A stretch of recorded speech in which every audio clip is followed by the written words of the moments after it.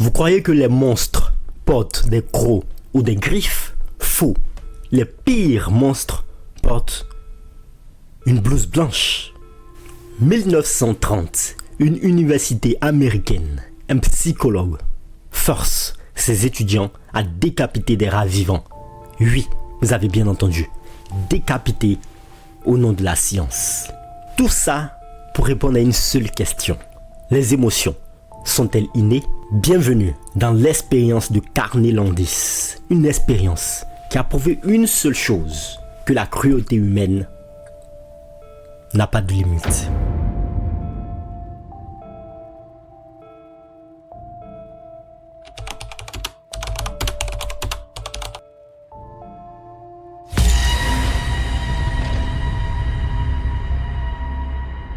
Pour comprendre l'horreur de cette expérience, il faut se replacer dans le contexte des années 1920. La psychologie est encore à ses balbutiements. À l'époque, de nombreux psychologues pensent que les émotions sont universelles, que notre visage réagit à la même façon à la peur, à la tristesse ou à la surprise, où que l'on soit dans le monde. Mais un jeune chercheur, Carney Landis, n'est pas convaincu. Il pense que les expressions faciales sont surtout une question d'imitation et de contexte social. Pour le prouver, il a une idée radicale. Il va observer des réactions faciales des gens, mais sous la contrainte, quand la pression sociale ne peut pas les influencer. Il ne va pas leur demander de sourire ou de froncer le sourcil, non. Il va les faire réagir. Il a besoin de sujets d'études qui n'ont rien à cacher et il les trouve à l'université de Minnesota, de jeunes étudiants et employés. Le protocole est simple. Chaque participant est installé dans un laboratoire. Son visage est marqué avec la peinture noire pour que chaque muscle et chaque mouvement soit bien visible pour une caméra. L'objectif est d'exposer les participants à une série de situations pour susciter de fortes réactions, puis d'analyser leur expression faciale. L'expérience se veut clinique, objective, mais elle va rapidement devenir un spectacle de cruauté.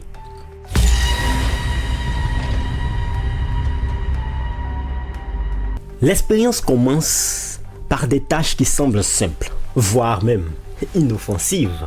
Les participants sont invités à écouter du jazz, à regarder des images pornographiques ou même à lire la Bible. Mais les choses deviennent de plus en plus étranges, de plus en plus bizarres. Landis commence à chercher des émotions plus fortes. Il fait exploser des pétards sans prévenir derrière la tête des participants. Il leur fait sentir de l'ammoniaque sous le nez. Il leur demande de mettre leurs mains dans un seau rempli de grenouilles. Il les fait s'asseoir et regarder des films d'amputation et d'opérations chirurgicales graphiques. Pour chacune de ces étapes, la caméra tourne. Les expressions de dégoût, de peur, de surprise sont filmées avec un détachement clinique. Mais pour Landis, les expressions ne sont pas assez extrêmes.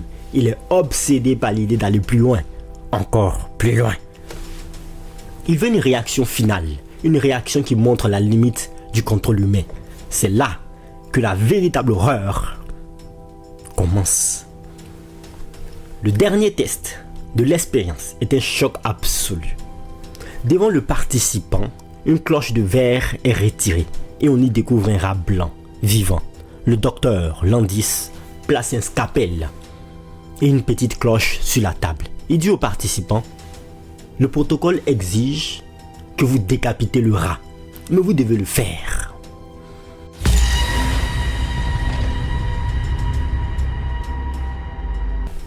À ce moment de l'expérience, le masque de la science est tombé.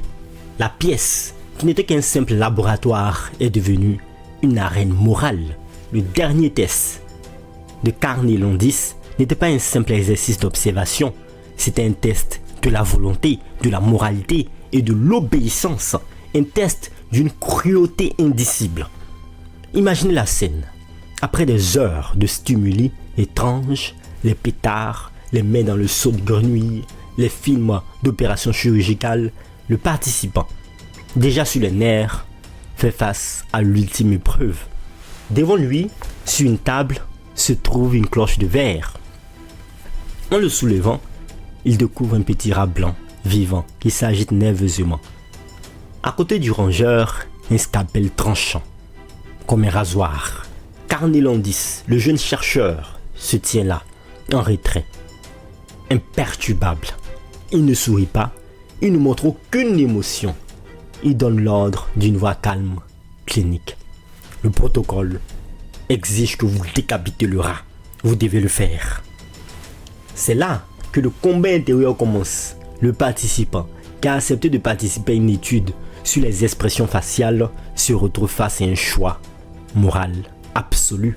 Les documents de l'époque révèlent la détresse qu'ont ressenti ces hommes et ces femmes.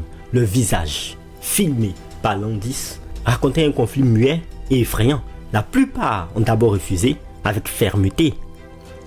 Non, je ne peux pas faire ça. Je ne suis pas capable de tuer. C'est hors de question, ont-ils déclaré. Mais Landis était un maître de la manipulation. Il ne criait pas, il ne menaçait pas. Il utilisait le pouvoir de son titre, de sa blouse blanche et de la science. Il rappelait l'importance de leur participation. Il insistait sur le fait que la réussite de l'expérience dépendait de leur coopération. Il a même proposé, dans certains cas, de donner les instructions étape par étape pour rendre la chose plus facile. Pour le participant, il n'y avait aucune issue. Le droit de se retirer n'avait pas été mentionné clairement et l'autorité de Landis était écrasante. Le plus terrible, c'est que la coériction a fonctionné. Face à la pression, l'horreur s'est matérialisée. Sur les 15 participants soumis à l'épreuve, un tiers a obéi.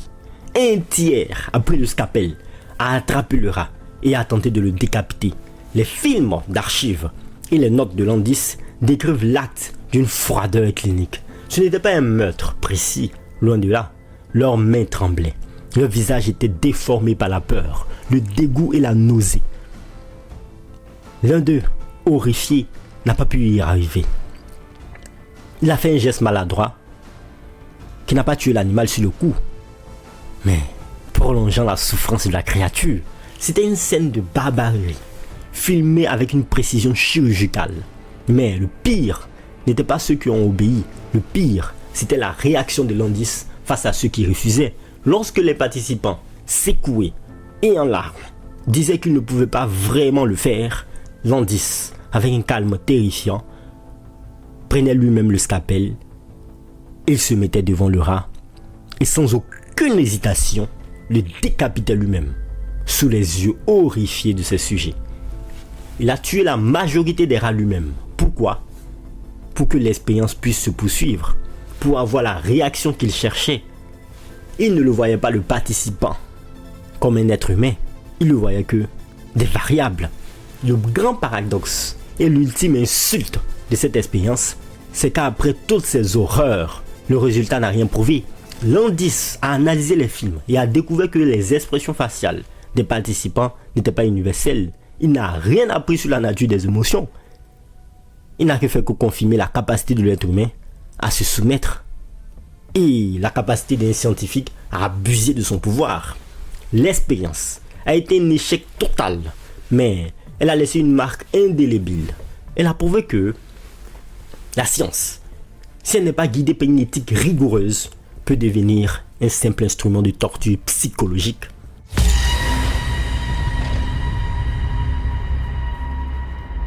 L'expérience de Carnet Landis n'était pas un succès scientifique, c'était un échec moral. Elle a causé un scandale dans la communauté scientifique. Les psychologues ont été horrifiés par l'absence totale de compassion, de respect et du sens de l'éthique. L'expérience a montré que la science, si elle n'est pas guidée par la conscience, peut devenir un outil de torture psychologique. Landis s'est justifié en affirmant que les participants avaient volontairement participé et qu'ils n'avaient pas été blessés physiquement. Mais il a ignoré le traumatisme psychologique qu'il y a infligé. Le droit de se retirer n'avait aucune valeur dans son laboratoire. Son héritage, comme celui bien d'autres expériences de cette époque, est un changement radical dans l'éthique de la recherche. Les chercheurs ne peuvent plus mener d'expériences sans le consentement éclairé de leurs participants. Ils doivent les informer de tous les risques, physiques et psychologiques.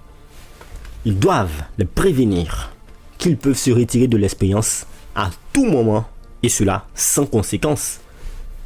Surtout, ils doivent s'assurer que l'expérience ne leur causera aucun dommage. L'histoire de Carné Landis est un avertissement intemporel. Elle nous rappelle que le scientifique, avec son savoir et son pouvoir, peut facilement franchir la ligne qui sépare la curiosité de la cruauté. Et que les plus grandes découvertes ne valent rien si elles sont faites au détriment de l'âme humaine. Merci de nous avoir suivis. J'espère que vous avez aimé cet épisode. N'hésitez pas à vous abonner, à partager et à liker cette vidéo. N'arrêtez jamais d'apprendre. C'est ce qui vous fait grandir. Au revoir.